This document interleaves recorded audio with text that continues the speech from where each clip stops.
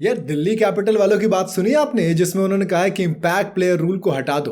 नहीं, बड़ी अच्छे तरीके से समझाया भी है। पार्थ जिंदल जो कि दिल्ली कैपिटल्स के ऑनर हैं, इन्होंने जो मीटिंग हुई थी मुंबई में बीसीसीआई के नए वाले ऑफिस में, जहां पर तमाम आईपीएल टीम के ऑनर्स को बुलाया गया था, वहां पर कई सारी चीजों के ऊपर बातचीत की गई, जिसमें impact player one of the most prominent topic था कि इसे रखना है या हटाना है।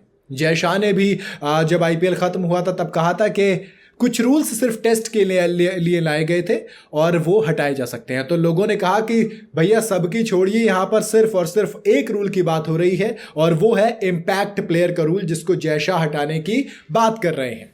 अब इस मीटिंग में दिल्ली कैपिटल्स की तरफ से पार्थ जिंदल ने जो चीज बोली वो चीज बाहर आई है और उस पर मुझे ऐसा लग रहा है कि वाकई बहुत सही चीज है। आप अगर इम्पैक्ट प्लेयर की बात करो तो रोहित शर्मा हो या विराट कोहली हो, मोहम्मद सिराज हो, हर कोई इस इम्पैक्ट प्लेयर जो रूल है इसके खिलाफ है।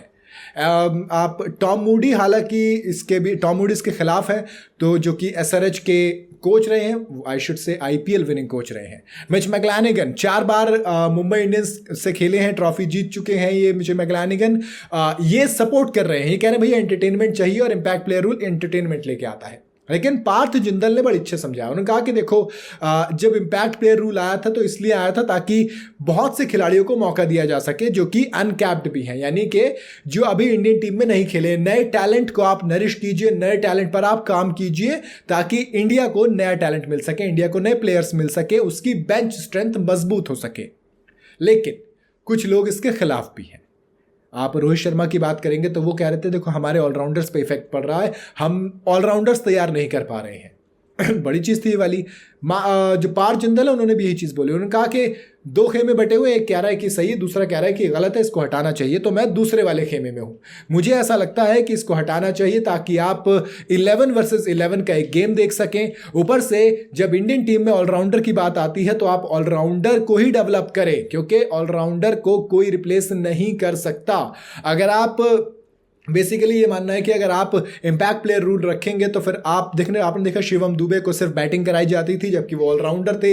हार्दिक पांड्या जैसा ऑलराउंडर आपको दूसरा नहीं मिलेगा, आपको रविंद्र जडेजा जैसा ऑलराउंडर दूसरा नहीं मिलेगा। अगर आप बॉलिंग के टाइम पे एक बॉलर को खिलाएंगे और बैटिंग के टाइम पर एक प्योर बैटर को खिलाएंगे तो ऑलराउंडर्स की वैल्यू खत्म हो जाएगी। वॉशिंगटन सुंदर, अक्षर पटेल, आप देखो अक्षर पटेल धीरे धीरे कितना बड़ा नाम बनते जा रहे हैं, एक one of the most prominent allrounder I should say of this time.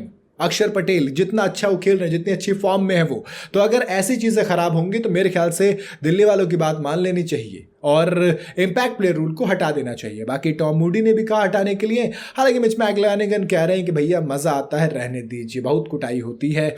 और आप देखिए ना, पावर प्ले में अगर 4-4, 5-5 विकेट गिर जाते हैं तब भी टीमें 200 बना रही थी।